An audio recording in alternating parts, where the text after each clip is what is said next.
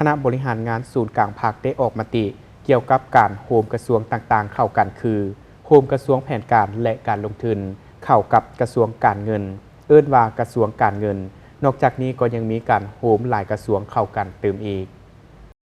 วันที่ 12 มีนาคม 2025 คณะบริหารงานศูนย์กลางภาคได้ออกมติว่าด้วยการปรับปรุงกงจักรการจัดตั้งดังนี้ 1. โฮมกระทรวงแผนการและการลงทุนเข้ากับกระทรวงการเงินเอิ้นชื่อว่ากระทรวงการเงิน 2. โฮมกระทรวงพลังงานและบ่อแห่เข้ากับกระทรวงอุตสาหกรรมและการค้าเอิ้นว่ากระทรวงอุตสาหกรรมและการค้า 3. โฮมกระทรวงทรัพยากรธรรมชาติและสิ่งแวดล้อมเข้ากับกระทรวงกสิกรรมและป่าไม้ชื่อใหม่เอิ้นว่ากระทรวงกสิกรรมและสิ่งแวดล้อม 4. โฮมกระทรวงภายในขึ้นกับคณะจัดตั้งศูนย์กลางภาคเอาเวียกคุ้มครองรัฐกรเวียกแข่งขันย่องยอและเวียกอื่นๆที่สอดคล้องกับพละบทบาทของคณะจัดตั้งศูนย์กลางภาคพร้อมทางยกย้ายบุคลากรที่เฮ็ดเวียกดังกล่าวไปขึ้นกับคณะจัดตั้งศูนย์กลางภาคโอนเวียกปกครองเวียกแผนที่เวียกคุ้มครองมหาภาคด้านศาสนาและเวียกอื่นๆพร้อมทางบุคลากรที่เฮ็ดเวียกในขงเขตดังกล่าวไปขึ้นกับห้องว่าการสำนักงานนายกรัฐมนตรีและกระทรวงองค์การอื่นที่เห็นว่ามีความสอดคล้อง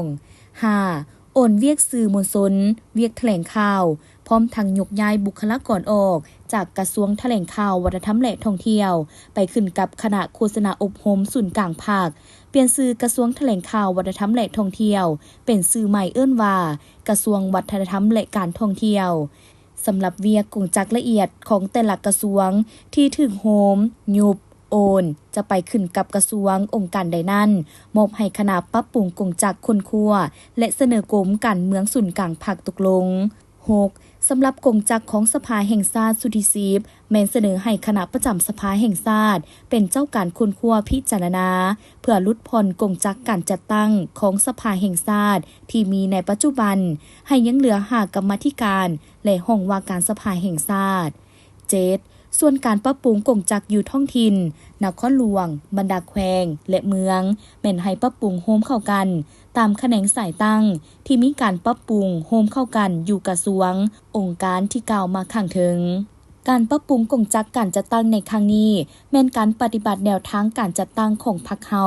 ให้กระทัดรัดลงเรียนมีประสิทธิภาพและเข้มแข็งเนื้อแท้แม่นการบริหารจัดการองค์การเพื่อนำใช้ทรัพยากรอย่างประหยัดคุ้มค่าและเกิดผลประโยชน์สูงสุดและมีประสิทธิภาพ